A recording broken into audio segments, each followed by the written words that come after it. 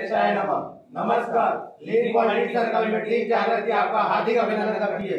श्रीमान, भारत के मानचित्र में ये जो जगमगाते तारे देख रहे हैं, यह और कुछ नहीं, हमारे एलएनजे भिलवाड़ा ग्रुप की विभिन्न इकाइयां हैं जो कि भिन्न भिन्न क्षेत्र में फैली हुई है, जैसे कि टेक्सटाइल के क्षेत्र में, आईटी के क्षेत्र में, पावर के क्षेत्र में और ग्रेफाइटाइजेशन के क्षेत्र में। श्रीमान, इन्हीं इकाइयों में एक हमारा संस्थान हिंदुस्तान इलेक्ट्रो ग्रेफाइट, जो कि मध्य प्रदेश की राजधानी झीलों की नगरी भोपाल से 23 किलोमीटर दूर औद्योगिक क्षेत्र मंडीदीप में स्थित है, जिसका विहंगम दृश्य कुछ इस प्रकार है।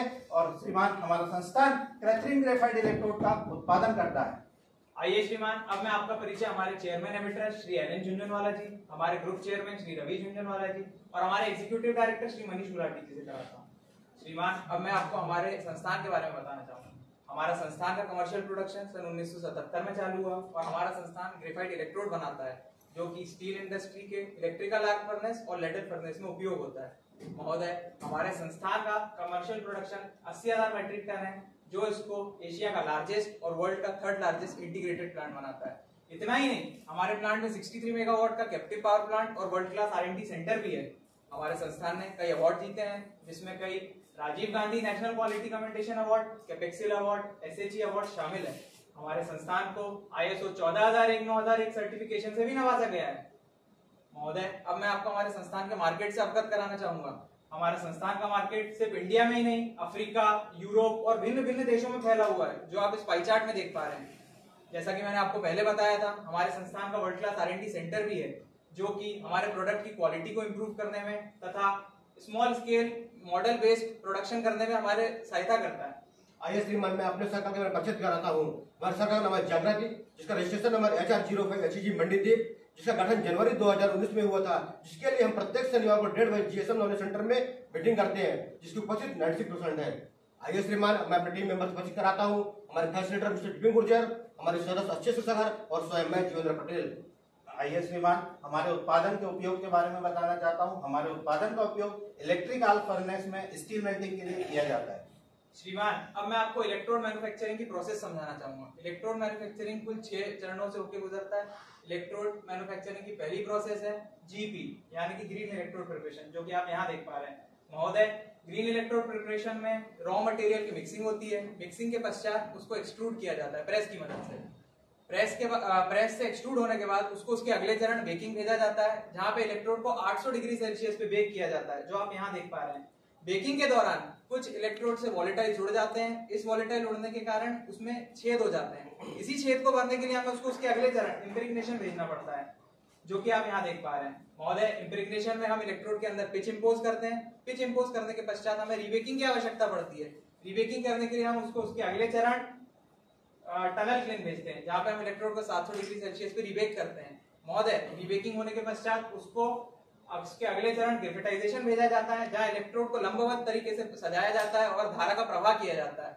महोदय, ग्रेफाइटाइजेशन होने के पश्चात उसको उसके अगले चरण मशीनिंग भेजा जाता है, जहाँ इलेक्ट्रोड की मशीनिंग की जाती है और मशीनिंग के पश्चात उसका डिस्पैच कर दिया जाता है। मैं आपका ध्यान आकर्षित करना चाहूंगा कि ग्रेफाइटाइजेशन बहुत ही मुख्य शॉप है और हमारी समस्या भी इसी शॉप से जुड़ी हुई है। किसी भी प्रॉब्लम को सिलेक्ट करने के 3 क्राइटेरिया हो सकते हैं। पहला इंस्टेंट आइडेंटिफिकेशन, दूसरा मैनेजमेंट द्वारा दिया गया, तीसरा थ्रू प्रॉब्लम है। ये समस्या में मैनेजमेंट द्वारा दी गई थी और जिसका शीर्षक था pressure variation in hydraulic system when furnace is in firing, अर्थात प्रेशर वेरिएशन की समस्या जब फर्नेस फायरिंग में हो और हाइड्रोलिक सिस्टम में। आइए श्रीमान, मैं आपको परिचित कराता हूँ हमारे परमिशन लेटर की, जो हमारे प्रबंधन द्वारा दी गई थी। जी हाँ श्रीमान, इस समस्या के समाधान हेतु हमने लीड क्वालिटी सर्कल का गठन किया और उसमें डीमैक प्रणाली का यूज किया। सर्वप्रथम श्रीमान, हमने प्रॉब्लम को डिफाइन किया, उससे संबंधित आंकड़ों को संकलित किया, उस पर एनालिसिस किया। एनालिसिस के बाद इंप्रूवमेंट का प्लान बनाया और जो इंप्रूवमेंट्स आए उसको कंट्रोल किया।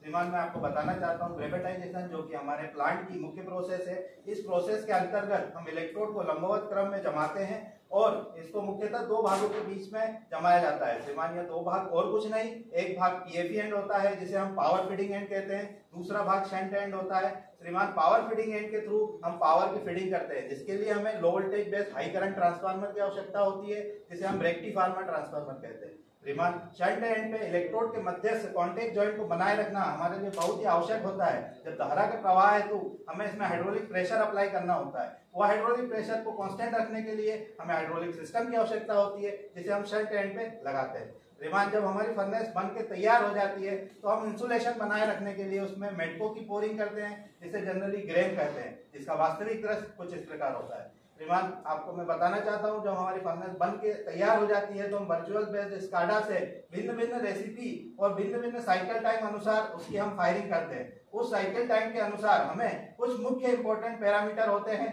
जिसमें हमें उसमें यह पैरामीटर को एक निश्चित मात्रा में रखना और क्लोज मॉनिटरिंग करना अति आवश्यक होता है, जैसे कि set power, actual power, set pressure, actual pressure, voltage और करंट। श्रीमान मैं आपको बताना चाहता हूं, इसका ग्राफिकल रिप्रेजेंटेशन कुछ इस प्रकार होता है। जब हम फर्नेस को फायर करते हैं तो हमारा इनिशिएशन जो वोल्टेज और करंट है वो with respect to resistance change होता है। और श्रीमान अब मैं आपका ध्यान आकर्षण करना चाहूंगा, इस साइकिल में हमारी जो समस्या थी, हमारा जो प्रेशर था वो कांस्टेंट ना रह के, सेट ना रह के कभी अधिक हो जाता था और कम हो जाता था, जिससे हमारी क्वालिटी के काफी डिफेक्ट्स का सामना करना पड़ता था, जैसे कि एज का डैमेज होना, एंड में क्रैक्स आना, जिसकी वजह से हमारी फर्नेस के बार बार स्टॉपेजेस लेना होते थे। इन स्टॉपेजेस की वजह से हमें एक्स्ट्रा एनर्जी भी देना होती थी। एक्स्ट्रा एनर्जी के कारण हमें समय का और एनर्जी का भी काफी लॉस होता था। श्रीमान मैं आपको बताना चाहता हूं कि यदि कई बार हमारा प्रेशर अनकंट्रोल्ड वे में वेरी होता था, कांस्टेंट नहीं रह पाता था,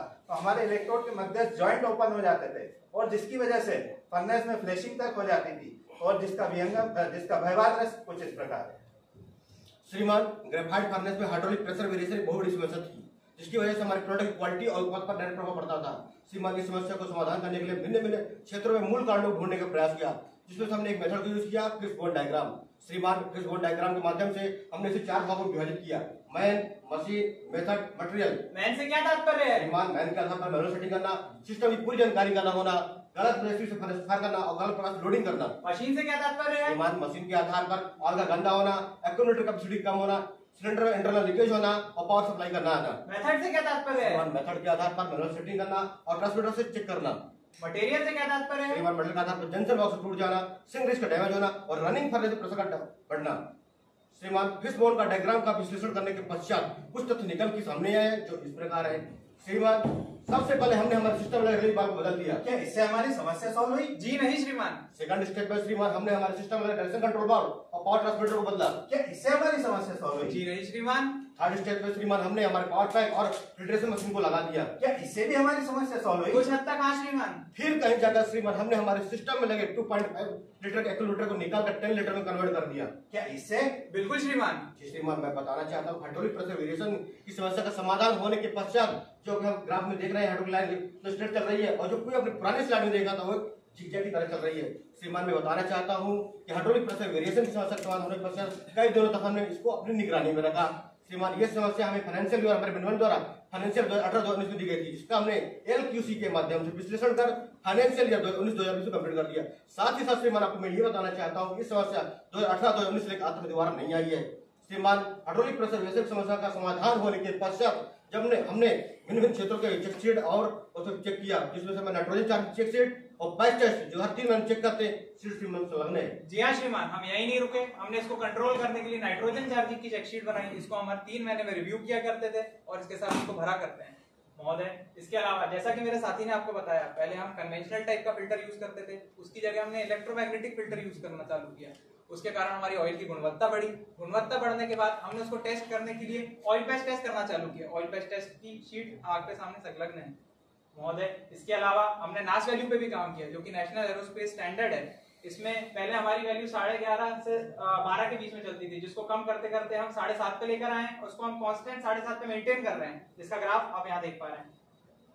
जैसा कि श्रीमान किसी भी समस्या के समाधान के पश्चात हमें मुख्यतः 2 प्रकार के लाभ होते हैं। इसमें कुछ लाभ प्रत्यक्ष होते हैं, कुछ लाभ अप्रत्यक्ष होते हैं। श्रीमान यदि मैं प्रत्यक्ष रूप के लाभ की बात करूं तो हमने जब हमारी समस्या थी उस वार्षिक वर्ष में हमने हाइड्रोलिक सिस्टम के कई इक्विपमेंट को बदला, जैसे hydraulic cylinder, cost of pump, cost of valve, इन सारे इक्विपमेंट्स की टेंटेटिव कॉस्ट श्रीमान कुछ इस प्रकार है। श्रीमान जब हम फर्नेस में स्टॉपेज देते थे तो हमें साथ ही साथ एनर्जी का भी लॉस होता था, उस एनर्जी की भी कॉस्ट श्रीमान इस प्रकार है। जब हमारी समस्या सॉल्व हो गई तो ये सारी हानियां उस वित्तीय वर्ष में हमें लाभ के रूप में प्रकट हुई, जिसका निर्धारण इस प्रकार है, जो कि 30 लाख रुपए। श्रीमान अप्रत्यक्ष रूप के लाभ के बारे में बात करूं तो हमने एकजुटता के साथ टीम के साथ काम करने की सीखा। इससे हमारा और हमारी टीम का बौद्धिक विकास हुआ, हमारा साथ ही साथ हमारा ज्ञान बढ़ा और श्रीमान इस चुनौतीपूर्ण वातावरण में हमने अच्छे से अच्छे कार्य करने की प्रेरणा मिली।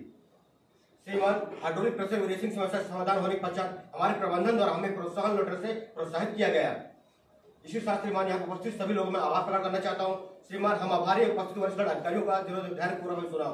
श्रीमान हम आभारी ICQC टीम का इस मंच में बोलने का मौका दिया।